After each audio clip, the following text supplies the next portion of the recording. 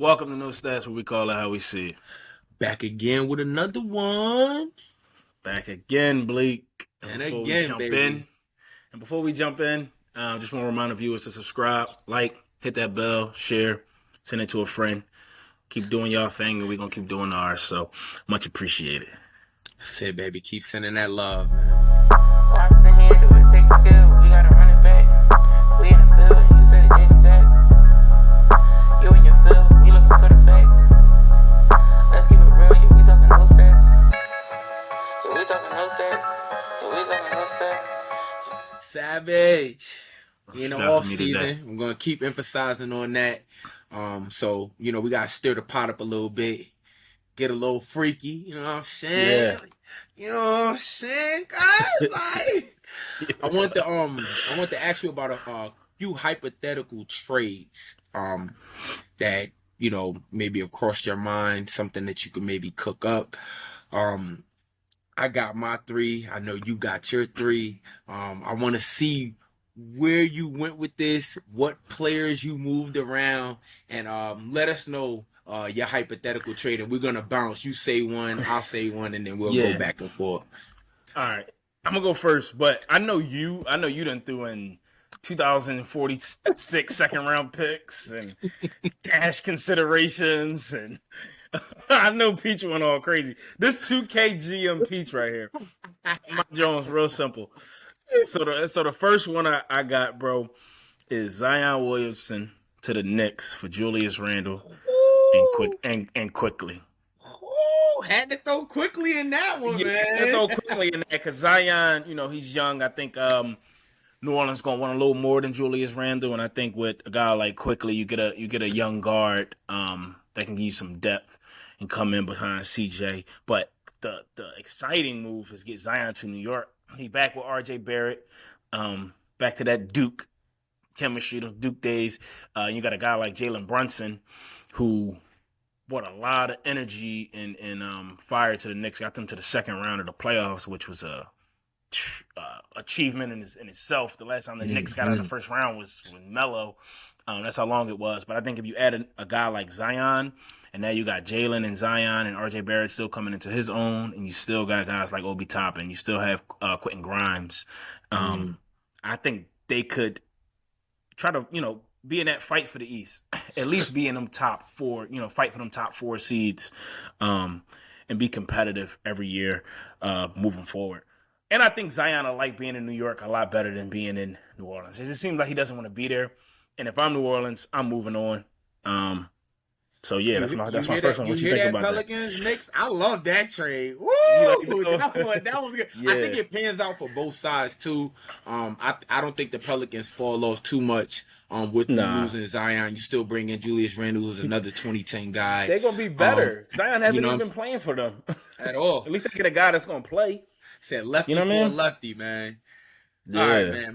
My first trade on a hypothetical trade, no stats radar, is DeAndre Ayton to the Hawks for Clint Capella, Sadiq Bey, and 2 first-round draft picks. Ooh, that's a lot for DeAndre Ayton. You gotta break that down. I was gonna throw in, and I was skeptical on this one. I was gonna throw in Landry Shamet, and send DeAndre and Landry Shamet down there for the 2 first-round picks, Clint Capella and Sadiq Bey. Now, I think this works wonders for Phoenix. I think you get a guy like Clint Capella who he doesn't need the ball. He's gonna defend. He's gonna get all the rebounds that you need. Great lob threat. And just his energy, his overall energy, and his approach to the game. I think he will fit Phoenix well. And I think you bring a guy like Sadiq Bey in, who can, he could come off that bench role, and I think he could provide you 12 to 14 points off the bench, better than a Torrey Craig or a Josh Okogie could. I like that upgrade there. And I think with them getting 2 first-round draft picks back as well, I think they recover some of those assets they done spent out Signing Chris Paul in the beginning, going out and get Chris Paul in the beginning, trading for Kevin Durant, then going out and trading for Bradley Beal. I think you could get some of those asset backs. And I think on the Atlanta side of things, I think you get a guy now that you could actually throw the ball to in a post, instead of just having everything revolving around Trae Young and DeJounte Murray. You get a DeAndre Ayton that's probably going to be more motivated to play because his role is going to be embraced more. And I would love to see him in some actions, catching that ball in a high post, going dribble handoffs, and I think that'll bolster Atlanta in the East if they was to pull off a trade like this. I'm gonna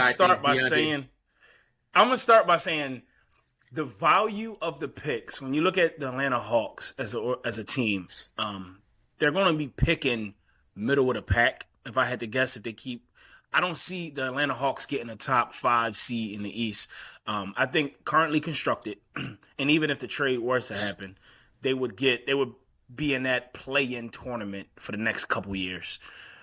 Maybe the 6th seed at most, right? So that pick is still kind of high, and it could be worse than that.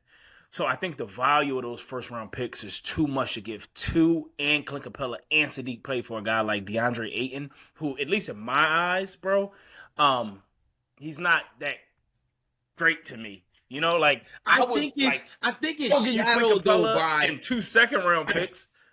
That's all you get from me. I think it's overshadowed by, him being behind Devin Booker, Kevin Durant, even Chris Paul at the time when he was there. I think it was stretches throughout the season where DeAndre Ayton really showed his value, bro. Even throughout the playoffs when they made that run to the finals, I think he was showing his value. I think DeAndre Ayton has the potential to be a 2010 guy consistently, but I think the relationship that him and Monty Williams had, I think Phoenix going out and then adding a guy like Kevin Durant caliber and like pushing DA to the side. That's not DeAndre Ayton. DeAndre Ayton is not one of these bigs that you just push to the side. He needs touches. And I've stated this for mad long. When you're just out there running up and down the fucking court and you're not even feeling the thing, I don't want to fucking play, bro. No, absolutely. And I agree with the match. I agree that DeAndre Ayton would be better served in Atlanta, and Clint Capella would fit better in Phoenix. The trade, that isn't the issue for me. It's the 2 first-round picks, bro. 2 first-round picks. A lot of value. 1 first-round pick, maybe, but not 2. Maybe, but I'm taking worth 1. You can get Clint Capella and maybe the first-round pick for DeAndre Ayton. Oh, I think DA's worth more than that. I'm not big on Capella. I don't know. That's why I'm glad these trades is hypothetical. Capella's a better rebounder, and he's a better big man defender, I think. But you can't give Clint the ball, though. Right. You know what I'm saying? That's true. And Clint could grab 13, 14. DA grab 10, maybe 11.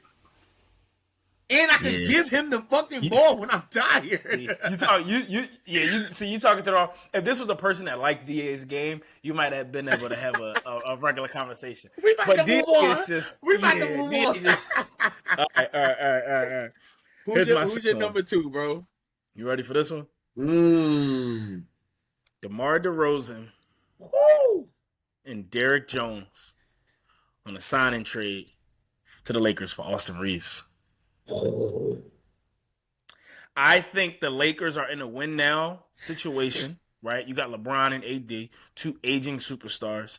Austin Reeves is nice, but I think he's a young guy that's going to want a lot of money, and that may start to demand a higher role, because with more money comes more responsibility and things like that. I think DeMar is in a win now situation, just like the Lakers, and I don't think Chicago can provide that.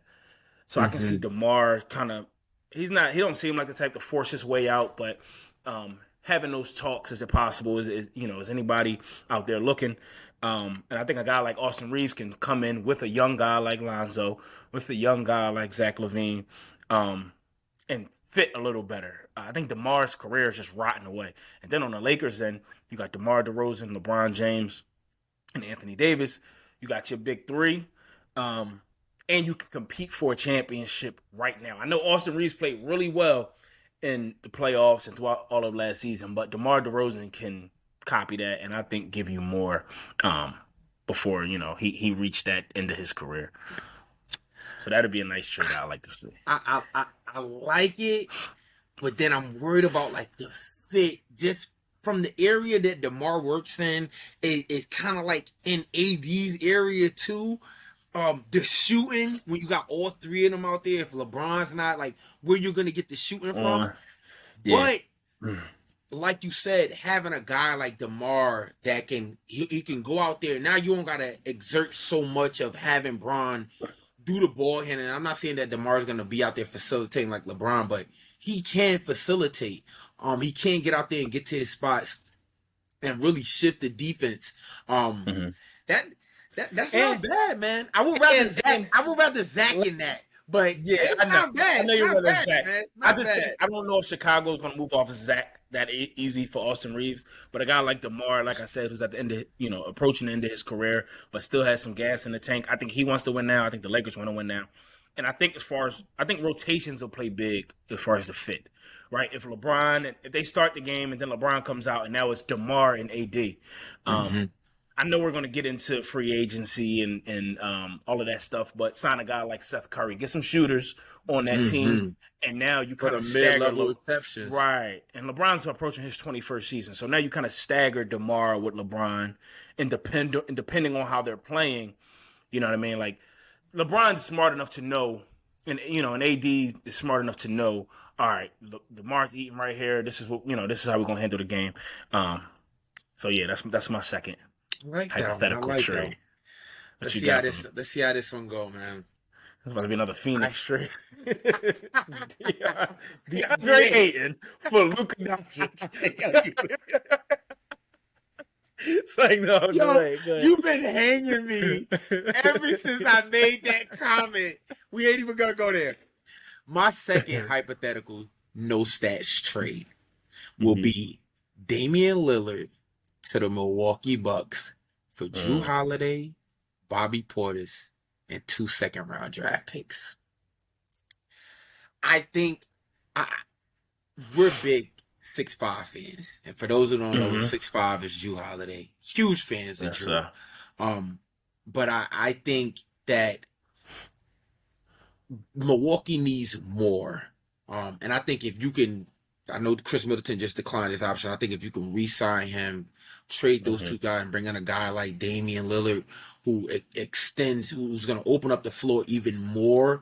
I think that opens up things for Giannis even better. If you can't get Brook Lopez to re-sign, you go out and you get another big. I mean, I don't know who to throw out there now at the time, but if you maybe could sneak and maybe get a Vucevic, but I think a Damian Lillard and Giannis combo, I love it, man. I love it.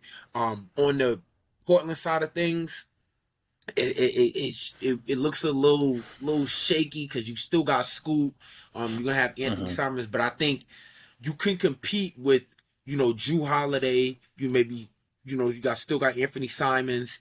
You'll have, whether they sign Jeremiah Grant or not, you put Shaedon Sharp at that 3. You'll have Bobby Portis now. He could get into a starting role as a double-double guy. I don't think that's not bad, man. I actually like the trade, bro. I like the trade a lot. I think on the Milwaukee side of things, I think that makes Milwaukee has the best duo in the entire NBA. I don't think nobody would be better than Giannis and Dame if you get them two on the same team. I think that, like you said, as far as basketball fit, with Giannis playing inside the paint, you got to be careful where you helping. And if Dame is shooting from 2 steps, above half court, now you got to respect that. And now Giannis it can't be as clogged. That'd be a beautiful thing for Milwaukee. So much fun, man. Yeah, a couple other pieces that have to, I would like to see them keep Brook Lopez and things like that. But I like that from a Bucks perspective, and I also like it from a Blazers perspective, bro. If Dame wants to go, right? I got a young guy in Scoot Henderson. Why not get a veteran like Drew Holiday, who's won a championship?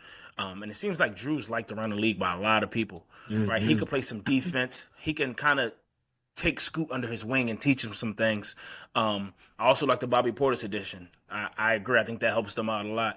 And I think this isn't one of my hypothetical trades, but I think you try to move off of Anthony Simons and get something else back, right? Because now you can kind of reconstruct some things. So you're going to start Drew. You're going to start Scoot. That's your 1-2, no matter how you look at it. And I think you're going to stunt Anthony Simons' growth, and I think there's a lot of teams out there that'll give you something for a guy like Anthony Simons. But I like that trade, bro. I like that trade. And the way you broke it down, you would have thought you thought of the trade. Yeah. I like that one. That was a good one. That was better than that first crap you spit out. No. My last one is simple, bro. I kind of struggled to find another one that I liked. So my last one was Klay Thompson for Tyler Herro. The Warriors have to give something else in order to get Tyler Herro, I think, because Klay's on a decline and Tyler Herro is still projecting up in his career. So I think the Warriors have to throw in a pick or another guy. Maybe throwing Moses Moody. Exactly. But I think Tyler Herro could fit next to Steph Curry. And kind of play that Klay Thompson roles, and now you'll have Curry, Herro, Wiggins, and Draymond, and I don't think you really lose a beat. Klay's a better shooter. I think Klay used to be a better defender, but I think at this point in their careers, you're not losing too much defensively with Tyler Herro, and Tyler Herro can make shots, and I think he's only going to get better as a shooter. Man. Like I think he can put the ball on the floor better than Klay at this stage in his career. Klay's more of a north to south guy, you know what I'm saying? Straight line, whereas like Tyler Herro is more east to west. He can come back, more creation. I think that, it's the same thing with what Jordan Poole was giving you out there. He could really get to his own shot and stuff. So but he's not going to shoot dumb shots like Jordan Poole. He'll work inside the system. A little better, I think. Jordan Poole, Jordan Poole is perfect in Washington. But, and then on the Miami side of things, quickly, I just think it gives them a veteran that can heat up in a hurry. A lot of times watching Miami this past season in the finals and even throughout the playoffs, well, more particularly in the finals, they were waiting for somebody to get hot, right? And you got to count on a Caleb Martin. You got to count on a Gabe Vincent. You got to count on a Duncan Robinson to get hot. I think you get that hot streak more consistently with Klay Thompson, who, when he gets hot, maybe is the best shooter in the league. Like Curry is, but when Klay gets hot, it's you're on another cash. Planet. With guys like Jimmy and Bam playing in the middle, I think the basketball fit is perfect. Klay's not going to come inside that paint. He's going to be around that perimeter, and Jimmy and Bam kicking out. I think it'll be a good fit. I don't know if it gets them to championship level, but it gets them another step. At least keeps them in that contention. I like that one. That was one from out of left field, man. Maybe some Golden State need to think about. I think Klay might be on his way out the door. I think he packing his bag. He got his toothbrush, his underwear, a couple fits. I think he might be getting out of there pretty soon. I think Golden State is transitioning to very weird times. I think after this year is going to get real sticky. Because if it doesn't end well, if I think if they don't get to the conference finals at least, you're sitting there with even more Asian Chris Paul. Now you got Klay contract situations. And you're going to pay Draymond. Going? Yeah. So what direction do you actually like going? Yep. But we'll say that take for our off-season preview. Yes. So last but not least, I don't think if Philly can re-sign Harden, right, and they're on the win now time, send Maxey and Tobias Harris to Chicago for Zach LaVine. And you have James Harden, Zach LaVine, and you have Embiid. You'll just have to fill the pieces in. You'll keep PJ Tucker. You still have they got one of the McDaniel brothers who's a real good defender.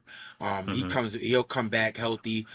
I think you got a championship caliber team right there. Harden could play that point guard role, and then you got a guy like, I'm not saying that Maxey's not gonna be a bona fide star, but I think he's also in that Jordan Poole, that Anthony Simons range. They hit walls sometimes, and Maxey was hitting a wall a little bit throughout the playoffs in the beginning. I think if you get a guy like Zach LaVine, who's very hungry to actually like get into the playoffs and actually perform, can get his own shot as a very high volume scorer. You talking about a dude that can go off for 40 sometimes. And did in the play-in game, if I'm not mistaken. Come on, bro.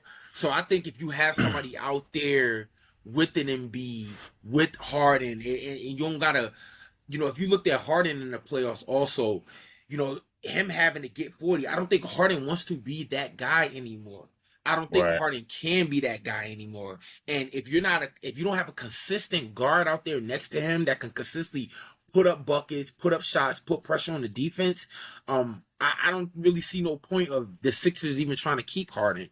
You know what I'm saying? I know they're banking on Maxey taking that step, but you got Tobias, like you say, they're paying him fucking 50,000 card taking out loans. They taking out loans to pay Tobias. But I think it's time to move off of him, start the McDaniel brother, and it might be something for Philly to think about, man. I like that, bro.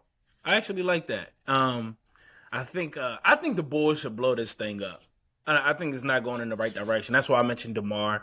You mentioned Zach LaVine. I think you do it. I think it'll help the Sixers out tremendously. I think a guy like Zach LaVine, like you said, he's waiting to take that next step into all-star territory. And James Harden could be his conservative. He can be his assist guy because that seems like that's the way his career is going in, which is nothing wrong with that, right? If you can give me 17 and 12 assists a game, you want to lead the league in assists, which I think he did this past season. That's cool. That's what we need. You can have a couple big games like you did in the playoffs when you're feeling it. But Zach LaVine's going to be my number 2 option. And he's going to, I feel like he won't shy away from the moment at all. Like Embiid and Harden did in Game 7 against Boston, which was tough to see. So I think that helps him out. I wouldn't like McDaniel starting. I would like to see if you can kind of get somebody else to come in there. I like McDaniels off the bench. But that's a trade that I would like, man. And Maxey going to Chicago, they just got to figure some things out.